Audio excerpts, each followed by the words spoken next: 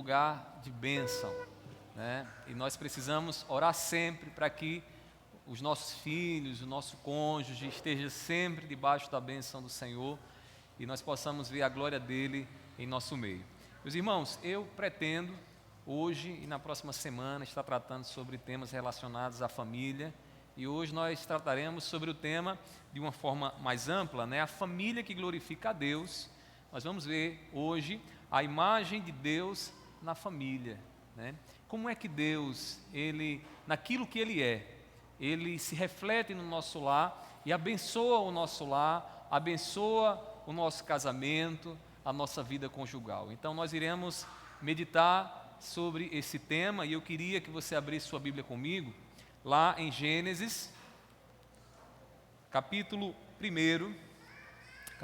1, nós iremos ler do versículo 26 ao versículo de número 28. À medida que você encontrar, fique de pé em reverência à palavra de Deus.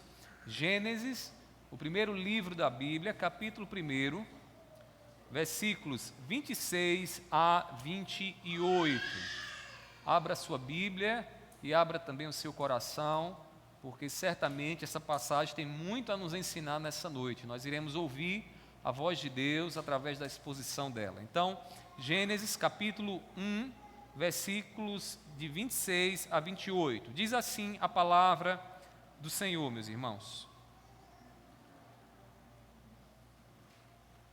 Diz: E Deus disse: façamos o ser humano à nossa imagem, conforme a nossa semelhança. Tenha ele domínio sobre os peixes do mar, sobre as aves dos céus, sobre os animais domésticos, sobre toda a terra e sobre todos os animais que rastejam pela terra. Assim Deus criou o ser humano, à sua imagem. A imagem de Deus o criou. Homem e mulher os criou.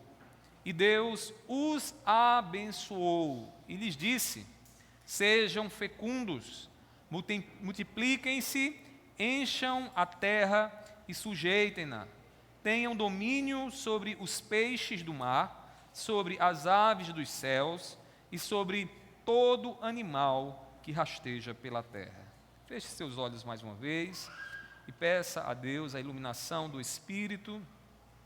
Meu Deus, nós estamos aqui, Pai, diante da Tua santa presença, e eu te louvo, Senhor, porque a Tua palavra, ela é viva, a Tua palavra, ela não morreu, não está distante, presa há séculos atrás, ela está hoje, falando para os nossos dias, nos orientando, nos dando os fundamentos que precisamos para viver de uma forma abençoada aqui no tempo presente.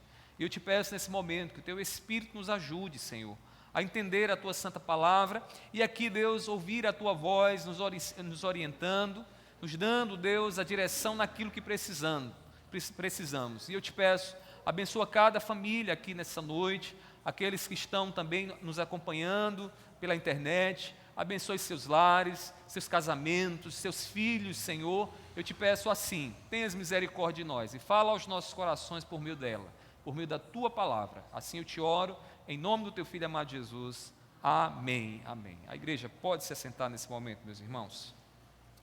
Meus queridos irmãos, quando Deus, Ele deixa de ser a base do relacionamento familiar, os nossos relacionamentos lá na nossa casa tendem a se deteriorar, tendem a ficarem vulneráveis, frágeis e acabar gerando conflitos, que muitas vezes são conflitos sem solução. A gente olha e diz: meu Deus, agora como eu vou resolver?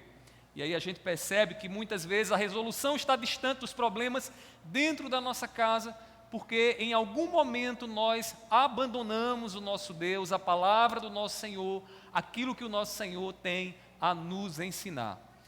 Devemos fazer de Deus, meus irmãos, o fundamento de nossos relacionamentos familiares.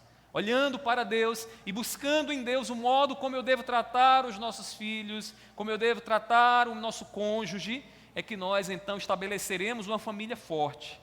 Esses dias conversava com algumas pessoas casadas, com filhos, que estavam preocupadas em como disciplinar os seus filhos. E eu acho que como pai dos aspectos mais difíceis, porque nós ficamos pensando, meu Deus, será que eu não estou negligenciando a educação dele ou dela? Ou será que eu não estou sendo forte demais? Essas dúvidas aparecem no nosso coração, mas elas são logo derimidas, meus irmãos, quando nós olhamos para o nosso Deus e percebemos como Deus Ele nos trata, como filhos, como Deus Ele olha para nós e muitas vezes nos corrige, muitas vezes nos consola, muitas vezes nos dá uma direção, e então, observando no relacionamento que Deus tem conosco, nós recebemos da parte de Deus o padrão para que a gente haja com os nossos filhos.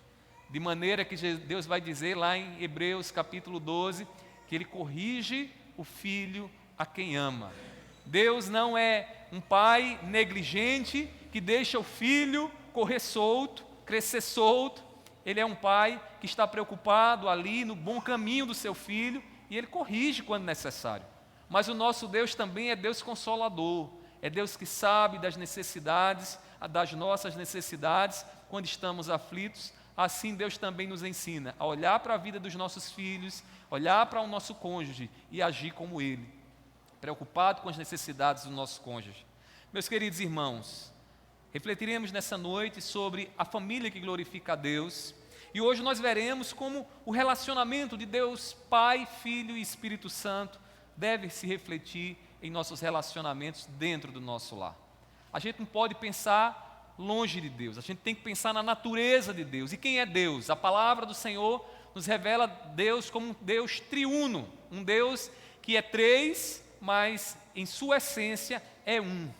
E esse Deus é o Deus que se manifesta como Pai, Filho e Espírito Santo. Não sei se você já teve a curiosidade, mas se você refletir um pouco na palavra amor, que a palavra de Deus diz que Deus é amor, esse amor só é possível, irmãos, porque Deus é um Deus que se relaciona consigo mesmo. Porque o amor não pode ser solitário. O amor, ele é expresso em relacionamentos. E a Bíblia diz que o nosso Deus, o Deus a quem adoramos, é amor. E como pode Deus amar sendo Ele solitário? Ele não pode acontecer isso.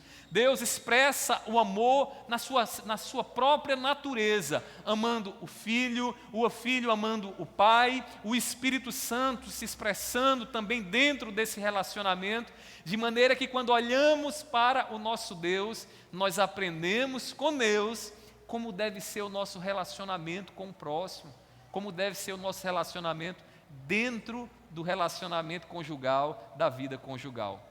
Meus queridos irmãos, hoje nós nos deteremos nisso que a Bíblia chama de imagem de Deus, que são características que Deus pôs em nós para que nós vivamos como Ele aqui nessa terra, nessa existência.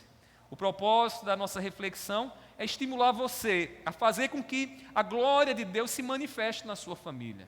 Para você que tem encontrado dificuldades na convivência, seja com filhos, com nora, com sogra, com sogro, em qualquer relacionamento que você tenha dentro da sua família, meu desejo é que Deus nessa noite leve você a desejar e querer que a sua família glorifique a Deus. Para isso, nós precisamos começar respondendo uma questão: o que é que significa então glorificar a Deus?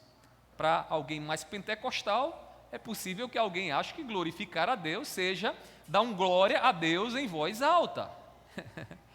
Glorificar a Deus, irmãos, nas Escrituras, não tem nada a ver com isso. Glorificar a Deus nas Escrituras significa viver com deleite no que Deus planejou para as nossas vidas. Viver aquilo que Deus desejou para a nossa vida, funcionando e vivendo como Deus estabeleceu que vivêssemos.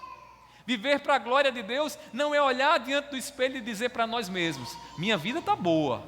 Não. Viver para a glória de Deus é saber o que Deus deseja para mim em cada área da minha vida e me esforçar para buscar a vontade de Deus, de maneira que no meu viver e nesta obediência, Deus se manifesta às pessoas, Deus se manifesta ao mundo.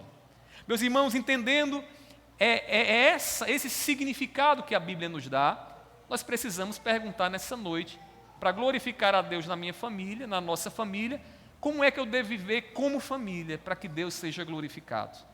Como é que eu devo viver para Deus de maneira que a minha família, o meu relacionamento com os meus filhos, com a minha esposa, seja uma evidência da presença de Deus em mim e Deus assim seja glorificado. Há um plano de Deus para cada membro da família, você já deve ter percebido isso. Deus não deixou de orientar como o filho pode glorificar a Ele. A palavra do Senhor diz que o filho glorifica a Deus honrando o pai. E Deus abençoa os filhos, fazendo com que esses filhos tenham longevidade da parte dele. A palavra de Deus também nos mostra de uma forma muito clara como é que Deus é glorificado no relacionamento conjugal. Quando o amor de Cristo Jesus toma o coração do homem e leva o homem a amar a sua esposa como Cristo amou a igreja.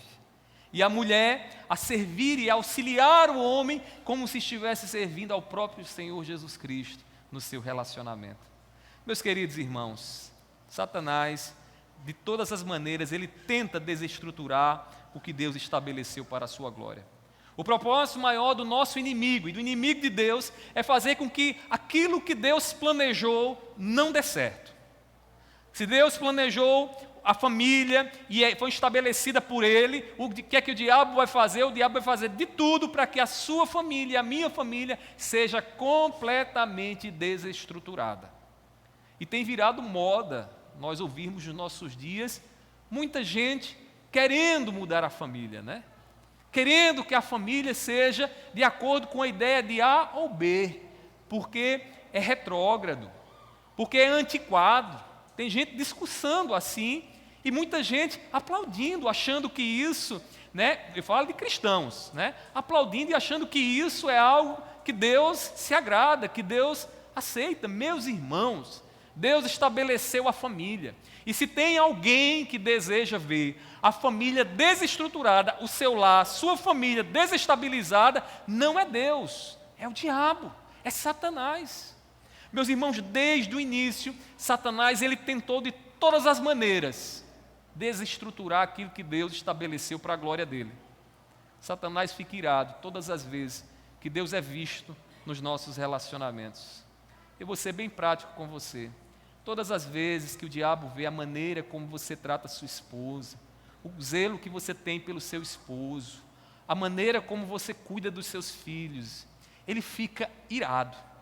Porque isso, irmãos, aponta para a glória de Deus na sua vida. Isso é um sinal de bênção de Deus na sua vida e ele não gosta disso. O que ele quer é ver a glória de Deus deturpada, corrompida, e ele faz de tudo para que isso aconteça. Antes da gente ir para essa passagem, eu queria lembrar com você, ainda aqui em Gênesis, no capítulo 3, versículos 4 e 5, uma história bastante conhecida de todos nós. Mas eu queria me deter um pouquinho para você perceber como o inimigo ele age para que a glória de Deus não chegue naquilo que Deus estabeleceu. E aqui no capítulo 3, no versículo 4 e 5, diz assim: Então a serpente, que aqui é Satanás, disse à mulher: É certo que vocês não morrerão, porque Deus sabe que no dia em que dele comerem, ou seja, da árvore do conhecimento do bem e do mal, os olhos de vocês se abrirão, e como Deus, vocês serão conhecedores do bem e do mal. Aqui, no contexto maior, o que é que está acontecendo? Deus havia dado a ordem ao homem: olha, comam de todas as árvores que estiverem no jardim, mas a árvore do conhecimento do bem e do mal, você não deve comer.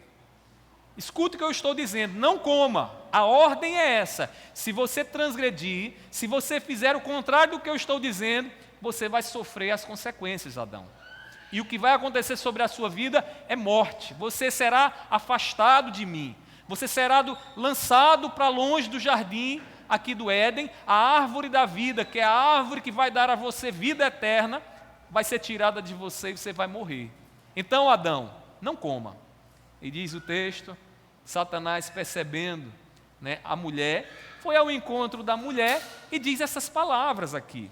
É interessante notar aqui, porque o autor ele destaca algumas coisas. No versículo 4, ele mostra que a serpente explicitamente contradiz a palavra do Senhor.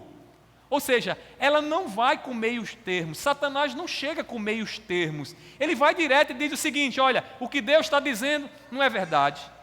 Se você comer, você não vai morrer. Olha só que astúcia do diabo. Você não vai morrer. Deus disse: não coma. E o diabo, como sempre faz, contrariando a palavra de Deus e aquilo que Deus estabeleceu, ele diz claramente: você não vai morrer. Você sabe por que o diabo é chamado de pai da mentira? Por estar aqui, ó. Ele é mentiroso desde o início de todas as coisas. Lá no Éden, ele já estava mentindo, dizendo aquilo que não é a verdade, iludindo. E diz o texto que Satanás chega e diz: tu não vais morrer. Meus queridos irmãos, este é o modo ordinário de Satanás agir também nos nossos dias. Satanás olha para aquilo que Deus estabeleceu e sabe que você tem se esforçado para buscar aquilo que Deus estabeleceu, e ele sussurra no seu coração e no seu ouvido dizendo o seguinte: isso não é verdade, a coisa não é bem por aí, a família boa não é bem essa família que você está pensando, a família boa pode ser de outra maneira, você pode ser mais criativo. Meus queridos irmãos, no versículo 5, astutamente a serpente então lança a sedução no coração de Eva. Depois de dizer: olha, o que Deus está dizendo é mentira, vem agora a parte da sedução. Vem a parte de seduzir o coração da mulher, para que a mulher tome a iniciativa de o que agora? Transgredir, cometer pecado. Porque é assim que o diabo faz. Ele põe seu coração em dúvida em relação ao que Deus diz, e com seu coração duvidando, fica mais fácil seduzir você. Meus queridos irmãos, na continuação diz o texto, né, que a serpente diz o seguinte: que como Deus, você será se desobedecer à palavra de Cristo. É esta a sedução do diabo. O que é que significa ser como Deus? Ser independente, para escolher o melhor caminho para si, e dizer assim: olha, o melhor caminho para mim é este. Eu não quero saber o que Deus está falando. Eu não quero saber o que é que a igreja diz, o que é que os crentes pensam. Eu quero saber de uma coisa: eu quero saber o meu caminho, seguir o curso do meu coração, como muitas vezes a gente ouve aí nos filmes, ouve aí nas músicas, né? A gente escuta as músicas dizendo o seguinte: ah, o meu coração vai me guiar, ah, o meu coração vai me conduzir para a felicidade, coisas desse tipo. Satanás propõe exatamente isso a Eva e diz: Eva, se tu simplesmente rejeitar a palavra de Deus e se tornar como Deus, comendo do fruto, tu serás independente. Ilusão, engano. Satanás continua dizendo isso para mim e você, quando ele se refere à família e diz o seguinte: você não tem que ser família bem dentro dos moldes bíblicos. E a alegação é uma só, que você vai ouvir muito daqui para frente, viu? É de que isso é antiquado, é de que isso é antigo, é de que família constituída de homem e mulher é coisa do passado. Hoje já existem os trisais. Você já ouviu falar nos trisais? Sabe o que é os trisais? São casais que não são mais constituídos de duas pessoas. Famílias que estão estabelecidas entre 3 pessoas. E não tem mais essa história de quem é o pai nem quem é a mãe. São 3 pessoas conduzindo lá. E eu vou dizer uma coisa, irmãos, que deixa a gente bastante preocupado, né? Crianças têm sido criadas assim, com essa cabeça confusa: quem é meu pai, quem é minha mãe, né? Meus irmãos, Satanás, desde o início, ele sempre agiu para confundir a palavra de Deus. E o que Deus estabeleceu, é isso que ele faz. Ele vai contra. E ele diz: não é bem por aí. Não é bem por aí. Ele diz para muitos em nossa geração o seguinte: siga a família conforme você quiser. Conforme você quiser. Porque você não precisa ouvir a Deus. Você é independente. Você é o seu próprio Deus. Meus irmãos, precisamos estar atentos à tentação de levar a nossa família segundo os nossos próprios planos. Talvez você não vá numa direção tão radical como alguns que não conhecem a Deus têm ido. Mas todas as vezes que você pensa na criação dos seus filhos e no relacionamento com o seu cônjuge, E o que determina as tuas ações é o que você quer, é o que você deseja, são aqueles planos pragmáticos onde você diz, não, é melhor agir assim porque no fim vai dar tudo certo. Você está agindo exatamente como o diabo quer, como Satanás quer. Deixa eu dizer uma coisa para você, meu irmão. Sabe como é que a gente sabe a influência da palavra de Deus na nossa vida? A gente sabe não é vindo para a igreja, irmãos. A gente sabe questionando as motivações que estão por trás de cada ação que a gente realiza. Se você faz a pergunta a si mesmo, por que eu estou fazendo o que eu estou fazendo? E a resposta que você dá à sua vida não vem da palavra de Deus, eu quero lhe dizer que você está dando ouvidos a outra coisa. Você está dando ouvidos a outro ser, talvez. Meus queridos irmãos, o plano de Deus não foi esse. O plano de Deus é que você escute a voz dEle. É que você ouça a voz do Redentor, a voz do nosso Salvador e diga, Senhor, eis-me aqui. Faça em mim a tua vontade. Amém? Eu preciso dizer isso porque entendendo que Deus, que glorificar a Deus, é viver com deleite o que Deus quer para a nossa vida, Satanás vai fazer de tudo para que você não viva assim. E eu vou lhe dizer mais, ele diz, conforme as Escrituras, ele está ao teu redor 24 horas por dia buscando uma brecha, para que nessa brecha ele venha destruir você e a sua família. Meus queridos irmãos, nosso casamento ele deve glorificar a Deus.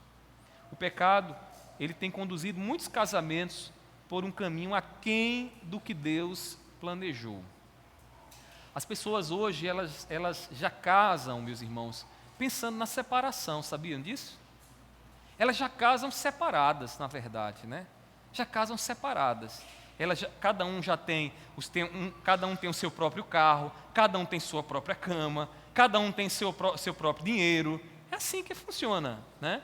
Muitos casais, eles já casam já com essa separação ali, né? Nas entrelinhas. Meus queridos irmãos, isso não procede de Deus. Casamento é algo que a gente faz de forma é uma entrega voluntária.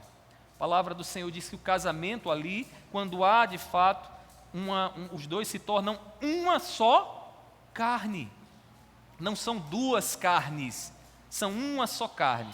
E a Bíblia diz mais o seguinte, quando uma das partes faz um mal a outro, está fazendo mal a si mesmo. Esses dias eu vi um vídeo, meus irmãos, na internet, de uma esposa revoltada com o esposo. E ela estava lá quebrando o carro. Pá, pá. Sei que tem uma cena lá que ela bota até areia na parte que deveria colocar combustível. E eu acho que Mirelle chegou a ver esse vídeo, a gente perguntava, meu Deus, quem é que vai usar esse carro? É ela mesma. Ela vai precisar em algum momento. A coisa funciona mais ou menos assim. Você faz o mal, acha que está ali se vingando, expressando o seu ódio ao seu cônjuge. E na verdade você é que está sofrendo, porque quando a gente casa de verdade, nós nos tornamos uma só carne. Uma só carne, meus irmãos. Entendam bem isso. Em Gênesis, aqui no livro que lemos, no versículo 26 ao 28, o que é que nós encontramos? Aqui nós encontramos o que precisamos para viver um relacionamento conjugal que glorifique a Deus. Um relacionamento de homem e mulher, de marido e esposa, que Deus seja de fato glorificado. Se você tem encontrado dificuldades em glorificar a Deus no seu relacionamento, eu queria que você abrisse mais ainda seus ouvidos para aquilo que essa passagem tem a ensinar.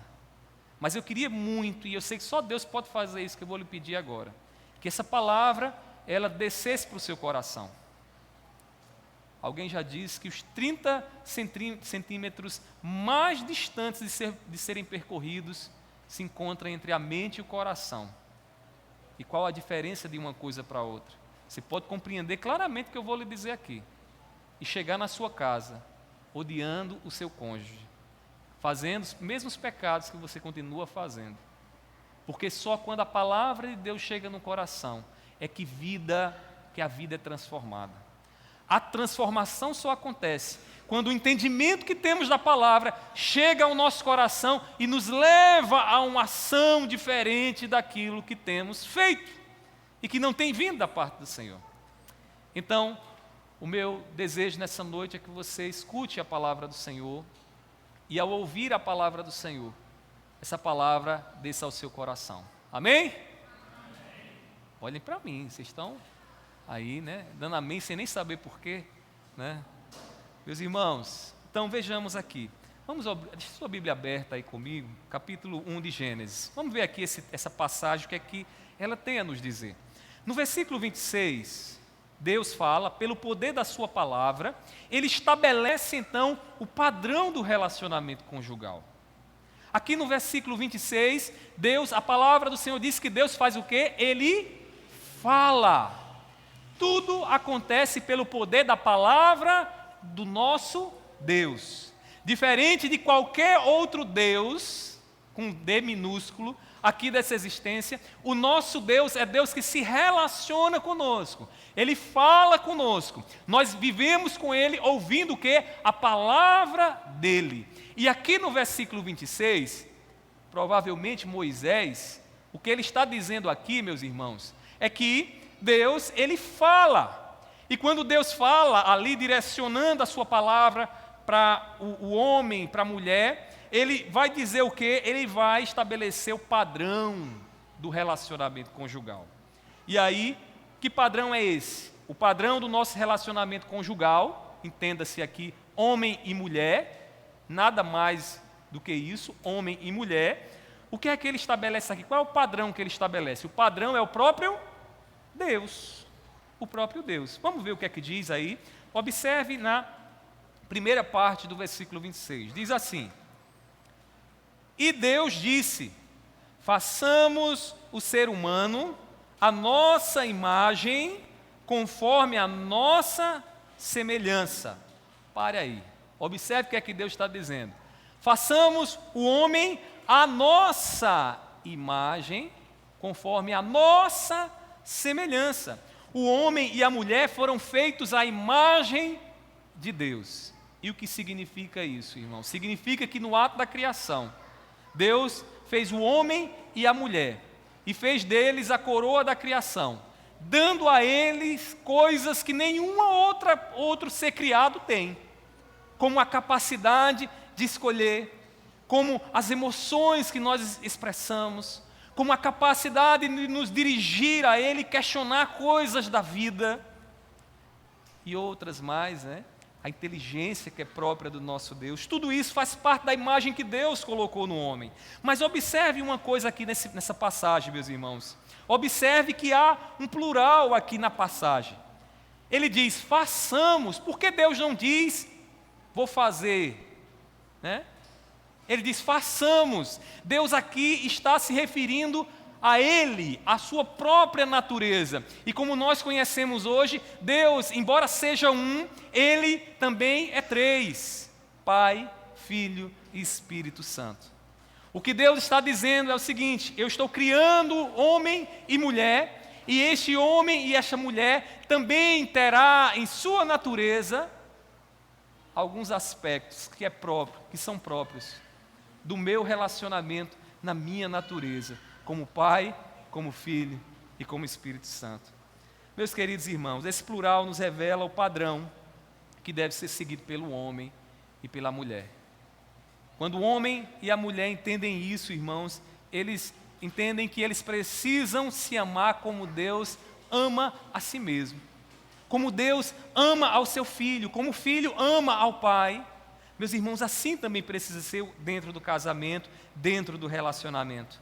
Assim como Deus ele se relaciona consigo mesmo, o homem e a mulher devem aprender com Deus a se relacionar um com o outro.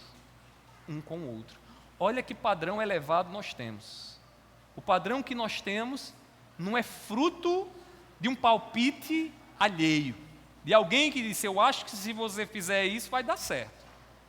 O relacionamento conjugal está estabelecido, fundamentado aqui na criação, no próprio Deus. Entenda uma coisa, se você quer um relacionamento, uma família abençoada, a começar pelo seu relacionamento conjugal, você tem que buscar em Deus. Você tem que buscar em Deus os padrões para que você possa amar a sua esposa, amar o seu esposo, cuidar dos seus filhos. É no próprio Deus que tudo isso está revelado para nós. Mas deixa eu dizer uma coisa, irmãos, como nós somos rápidos a buscar outros meios. Como nós somos rápidos a, na hora de tomar as decisões, pensar nos resultados, independente dos meios. Como nós muitas vezes estamos dando mais ouvidos a pessoas no YouTube, a fulano, a beltrano, e não ouvindo de Deus como agir com o nosso cônjuge e com os nossos filhos. Nós precisamos, meus irmãos, mudar. Nós precisamos dar ouvidos a Deus. Mais adiante, Deus então ele vai estabelecer um mistério que envolve esse relacionamento entre homens e mulher, entre homem e mulher. Eu queria que você olhasse mais adiante aí no capítulo 2, versículo 24, e observe aí nesse versículo 24, capítulo 2, 24, né? O que é que Deus diz? Diz assim: por isso o homem deixa pai e mãe e se une à sua mulher, tornando-se os dois um. Isso lembra você alguma coisa da natureza de Deus? Quem é três e é um? Quem é? Quem é que é três e é um ao mesmo tempo? Quem é dois e é um? Casal. Vocês estão percebendo a semelhança que há? Deus, na sua natureza, ele tem três, são três, se relacionando em si. O homem casa com a mulher e os dois agora não são dois, os dois agora são um. E por que isso acontece? Porque Deus criou você, a imagem e semelhança dele. E uma vez que nós entendemos isso, nós precisamos trazer da natureza de Deus para o nosso relacionamento.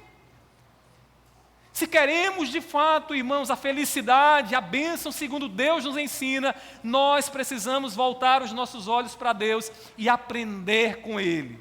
Precisamos ser alunos de Deus e dizer: Senhor, me ensina a tratar a minha esposa. Porque às vezes nós temos razões de sobra para dizer: olha, não é assim que a coisa funciona, não me faz bem, né? Isso me causa dor. E quando nós começamos a racionalizar, muitas vezes as decisões que a gente vem a tomar não são as razões que Deus nos dá. As razões que Deus nos dá. Meus queridos irmãos, tanta coisa, né, Deus, Ele faz. Você olha o relacionamento de Jesus com o Pai.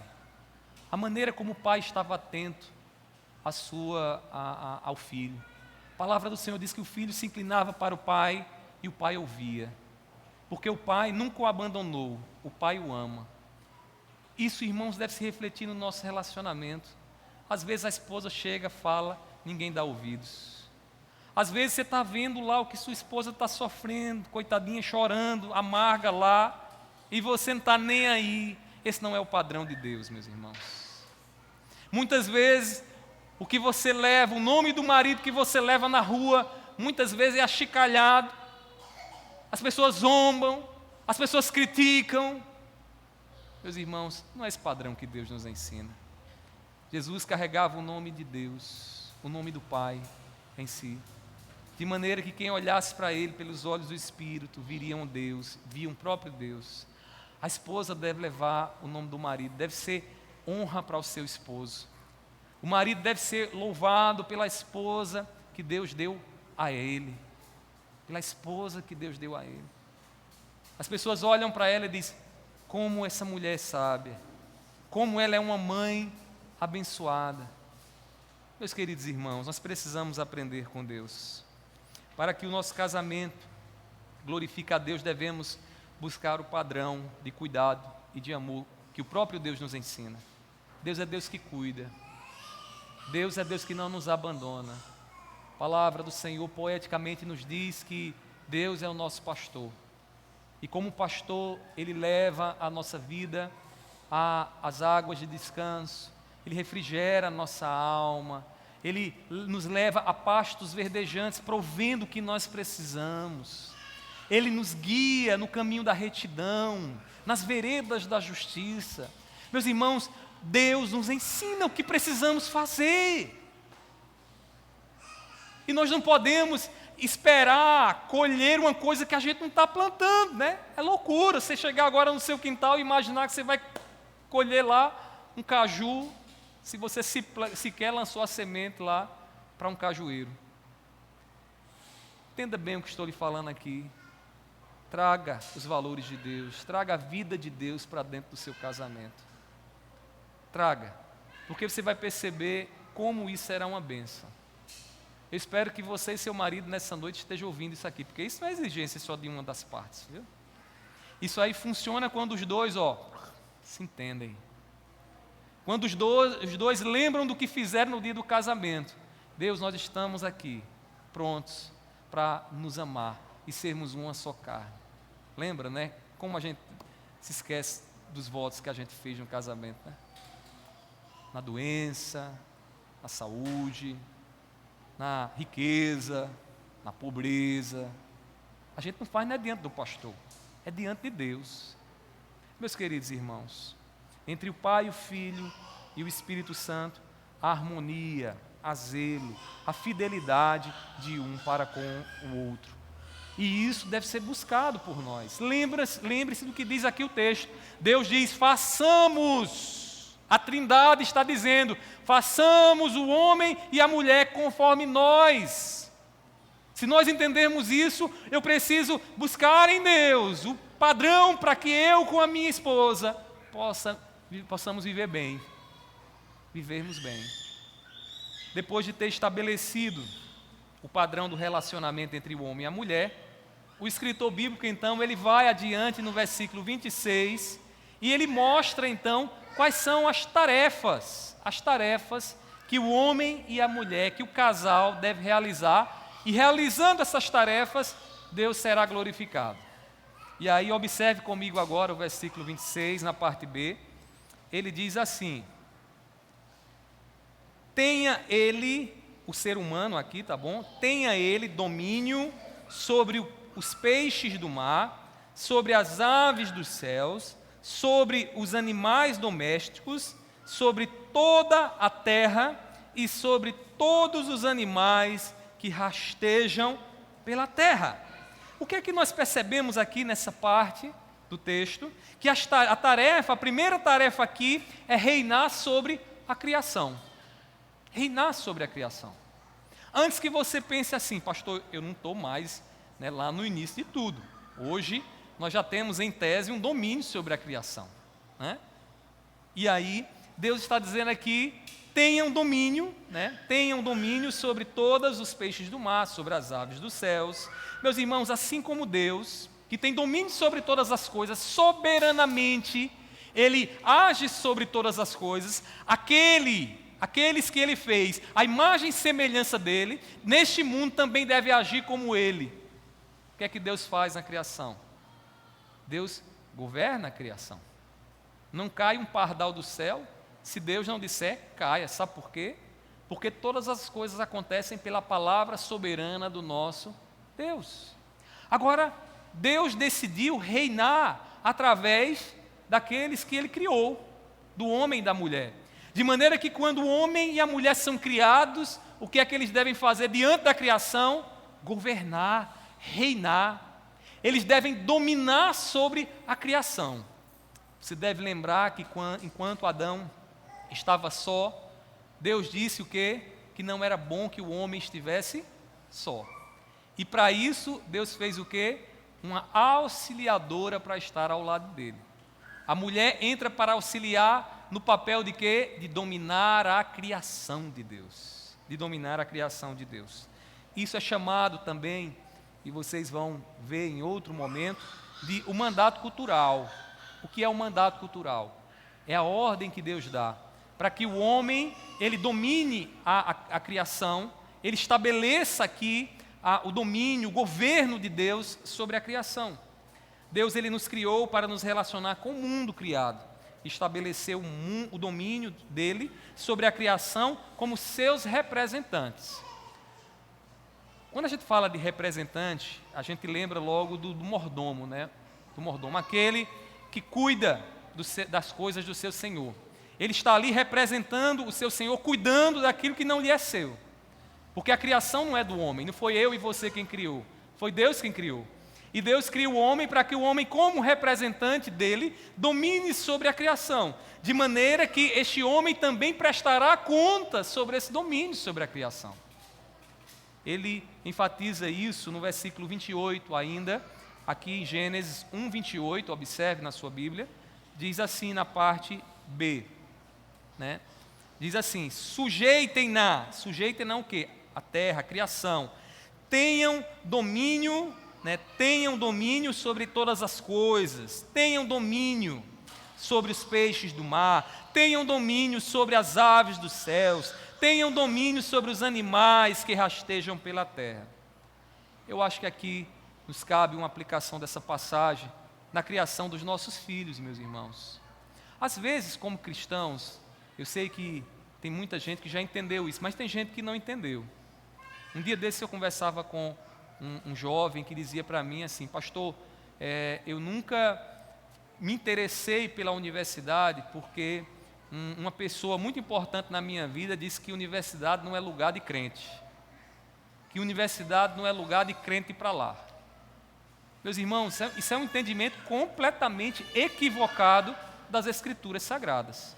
E aqui nesse texto, o que nós encontramos é exatamente um estímulo para que os nossos filhos entrem na universidade, para que os nossos filhos cheguem lá e assim aprendam uma profissão e dominem a criação e honrem a Deus dominando a criação.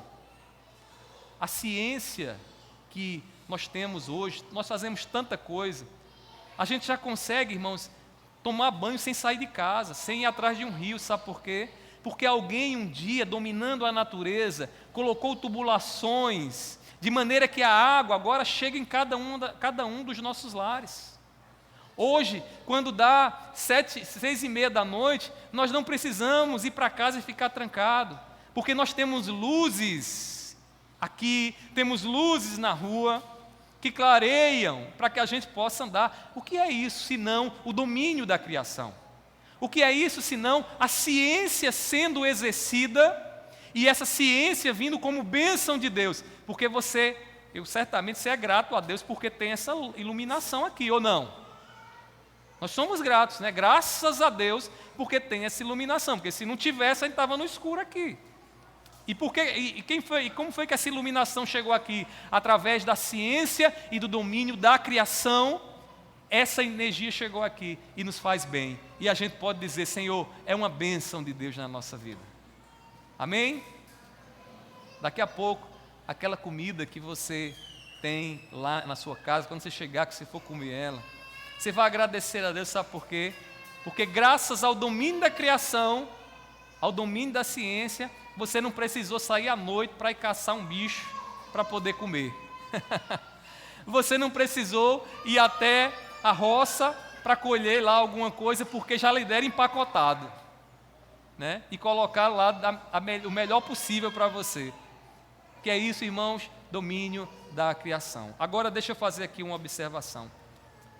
Nossos filhos, eles precisam ser educados para contribuir com a ciência. A gente precisa estimular os nossos filhos a estudarem, não é para ter dinheiro. Esse é o maior equívoco que um pai diz para o filho: meu filho, estude para ser rico. Eu já disse lá em casa aos meus filhos, se você perguntar a eles, como é que a gente faz para ser rico? E aí eu já ensinei qual é o caminho a eles. Meus irmãos, estudo, ele não tem como objetivo maior a riqueza. A gente tem riqueza como fruto, como consequência, mas o objetivo maior, acima de todas as coisas, é glorificar a Deus. É estudar e dominar a criação para que pessoas sejam abençoadas. E aí você tem engenheiros, você tem professores, você tem médicos que, exercendo o domínio da criação, eles vão ser bênção na vida de outras pessoas.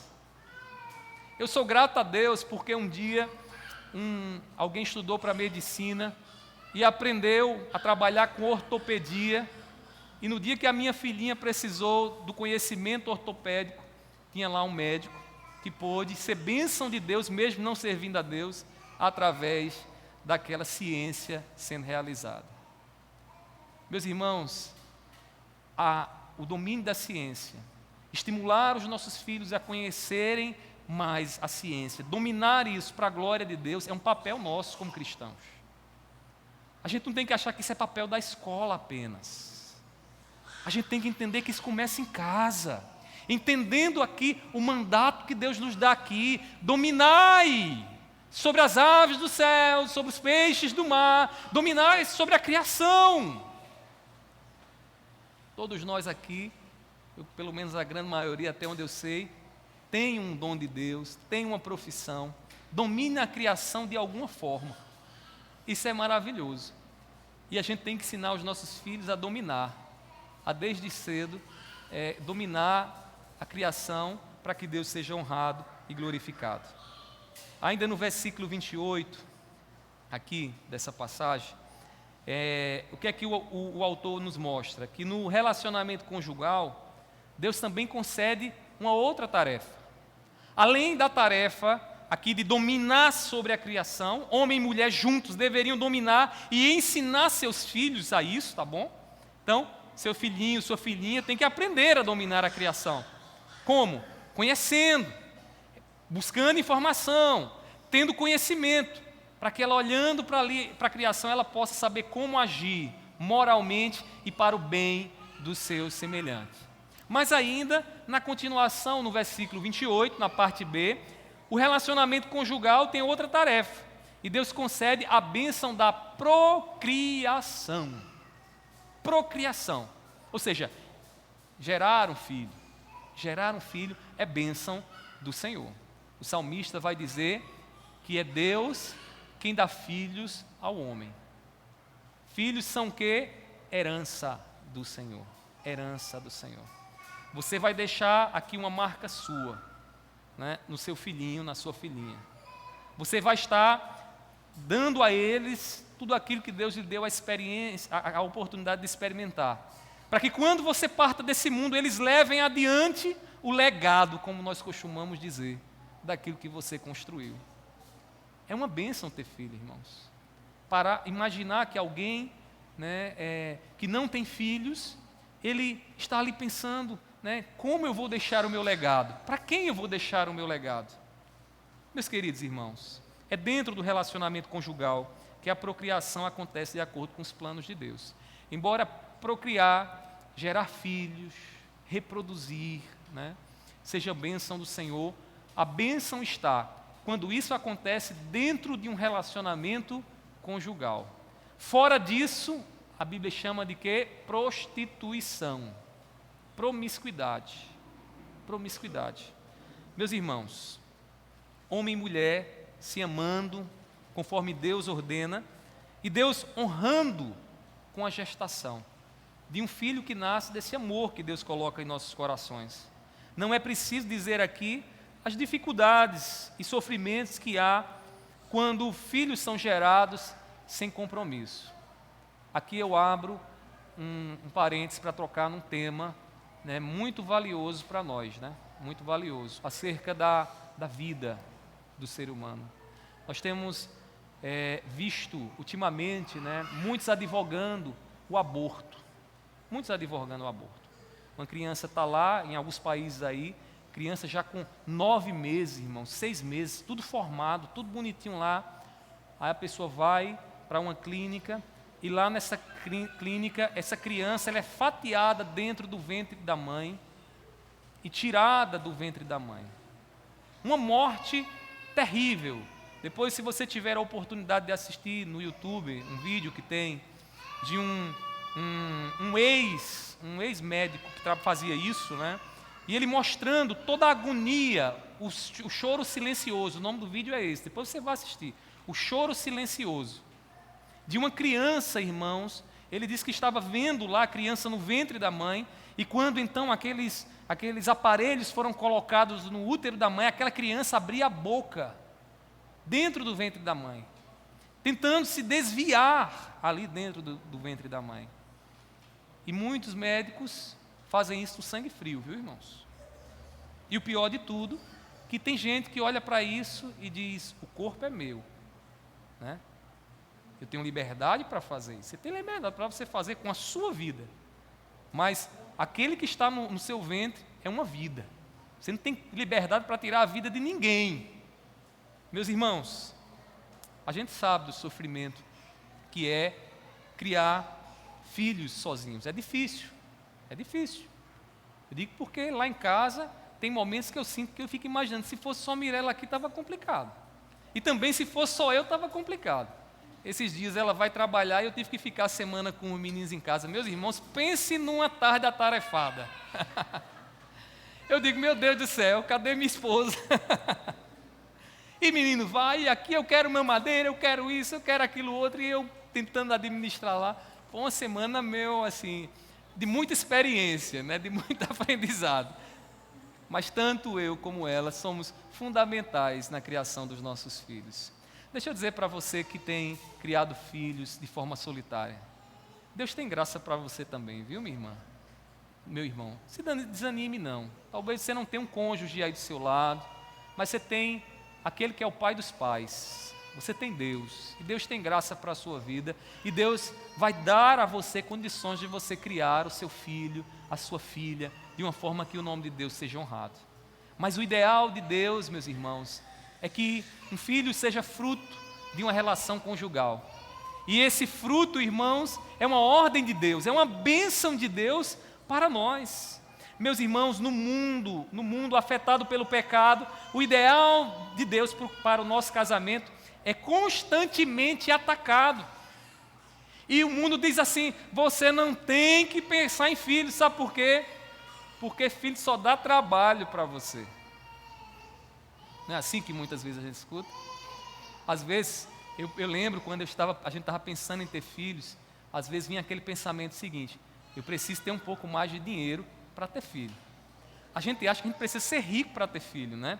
Essa é uma grande ilusão. E quando você estiver, quem não tem filho aqui ainda, viu? Escuta o que eu estou dizendo, vocês vão dizer, realmente, pastor, essa história de que, eu preciso ser rico para ter filho, não. Você tem que ter o suficiente para sobreviver.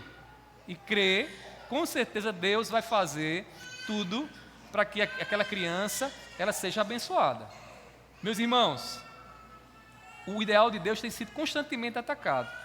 E às vezes eu vejo nas motivações entre cristãos. Quando eu questiono assim, por que fulano não quer ter filho? A motivação é preocupante.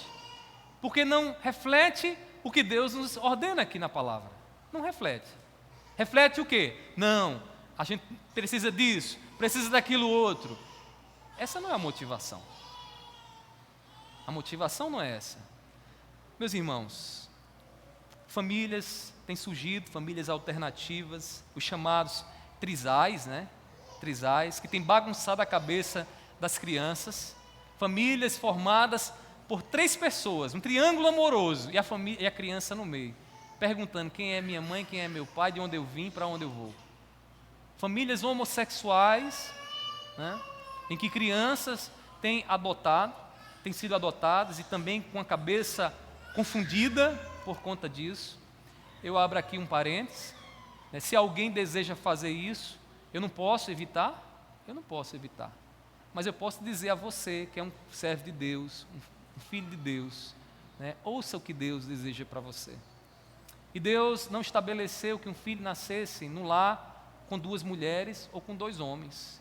Deus estabeleceu que a família fosse constituída de forma heterossexual, com um homem e com a mulher, debaixo da bênção do casamento. Da bênção do casamento. Meus queridos irmãos, isso não faz parte do propósito do Criador. E a gente sabe o que é que acontece quando um aparelho não funciona bem, né? Você comprou lá um celular novinho e descobriu que o celular é para ser ligado na 110, na voltagem 110. Aquela é a tensão. Se você pegar aquele celular e liga ele na 220, o que é que vai acontecer? Ele explode. Porque ele não foi criado com esse propósito. Assim também, meus irmãos, é quando a família, ela se submete a essa engenharia social que muitos querem, que dizem que a família pode ser com 3, com 2, homem com homem, mulher com mulher. Sabe qual é o resultado? Irmãos, vai explodir em algum momento. Vai vir a conta. Que digam aí os professores, minha esposa, né, é professora, que lida com crianças. Irmãos, filhos crescendo totalmente desnorteados, por falta de responsabilidade paterna e materna dentro dos lares, por falta de referência mesmo, irmão, de referência mesmo. Esse não foi o ideal de Deus. E essa é uma semente pecaminosa, que nós já podemos ver os frutos em nossos dias. Devemos pedir graça a Deus para buscar a felicidade que Ele tem para o nosso casamento. Para o nosso casamento. Pastor, mas eu recebi o dom e não vou casar. Deus tem graça para você também. Se você não vai casar, decidiu ficar solteiro para o resto da vida, né? Amém, Deus tem graça para você, você vai ser abençoado também, Deus tem uma graça, bênção para a sua vida. Mas para você que está casado, o ideal de Deus, a felicidade de Deus, que Deus tem para você, está naquilo que Ele revela na sua palavra. O caminho para isso, meus irmãos, é ensinar e viver a vontade dEle em nossos relacionamentos. É buscar olhar para aquilo que aqui está dito na origem de todas as coisas e atentar para o que o Senhor tem a nos dizer. Meus queridos irmãos, Deus, Ele deseja ser glorificado na sua família. Pode ter certeza disso. Com quem você convive, no seu relacionamento conjugal, com seus filhos, com sua avó, com seu avô, com seu tio, Deus deseja ser glorificado lá. Para que isso aconteça, precisamos refletir a imagem dEle, entendendo como a imagem dEle, aquilo que Ele é, se reflete nos nossos relacionamentos. Devemos aprender com Deus a gozar todas as bênçãos que a vida a dois proporciona, meus irmãos. Como diria poeticamente as Escrituras, meus irmãos, quando nós temos uma vida a dois, a gente tem com quem se esquentar no dia do frio. Uma vida a dois, nós somos mais fortes, porque um cordão de 2 dobras, irmãos, é mais difícil de ser quebrado. Portanto, meus queridos irmãos, cuidado para que o seu casamento não seja regido por outros desejos, por outra coisa que não seja Deus. Cuidado, porque quando sua cabeça esquentar, talvez você lance pelo ralo a palavra. Você esqueça do que Deus te ensina. Cuidado, porque na hora da cabeça quente, talvez você nem se lembre do que você acabou de ouvir daqui a alguns minutos. Meus queridos irmãos, a gente sabe que quando os desejos carnais e mundanos, eles regem a nossa família, o fim deles é a tristeza. O fim deles é o divórcio. Não é o caminho fácil, irmãos? Divorciar. Não, o caminho mais fácil é esse, hoje muito fácil. Em 24 horas você deixa de ser a esposa, você deixa de ser o esposo. Isso é fruto de toda uma revolução que vem acontecendo no decorrer da história, viu, irmãos? Isso não é dos nossos tempos, não. Mas esse não é um caminho para cristão. O caminho de Deus é lutar pelo nosso casamento. É lutar para que Deus seja glorificado no relacionamento que eu tenho com a minha esposa. E nesses momentos difíceis, a gente vai ter a grande oportunidade de Deus, sabe de quê? De amar. De amar. Porque quando a gente é provado, quando a gente está ali magoado, é que o nosso amor ele tem que ser maior do que isso. É que o nosso amor ele é exercitado em nós. Meus queridos irmãos, Deus ele é quem deve guiar o nosso relacionamento conjugal. Vivendo a imagem dele entre nós, aprenderemos a perdoar e viver o verdadeiro amor no casamento e assim cumprir o nosso papel diante da criação, daquilo que Deus tem para nós. Portanto, que Deus nessa noite, que Ele, quem Ele é, né, possa ser refletido no seu relacionamento conjugal e na vida da sua família. Oremos pelas nossas famílias e peçamos graças ao Senhor para que Deus nos abençoe todos os dias, fortalecendo os nossos relacionamentos, nos dando direção na criação dos nossos filhos, tendo paciência com aqueles que requerem, que demandam a nossa paciência. Que Deus nos ajude em nome de Jesus. Amém? Eu queria nesse momento fazer uma oração pelas famílias, a igreja fica de pé. Nós vamos orar pelas nossas famílias. Eu queria que você estiver junto aí de algum familiar seu, não precisa ser seu esposo, pode ser seu filho, né? Se não for, ore por ele, ore por ela, onde quer que ela esteja, ou que ele esteja agora. Nós vamos orar, né? E eu queria que você apresentasse, né, esse membro da sua família. Peça a graça do Senhor sobre ele, sobre ela, né? Deus, Ele conhece as lutas que você tem enfrentado, que nós temos enfrentado. Eu queria convidar a Mirelle a vir aqui à frente com os meninos, vem aqui. Nós vamos orar juntos, encerrar esse momento de culto ao Senhor, orando pelas nossas famílias.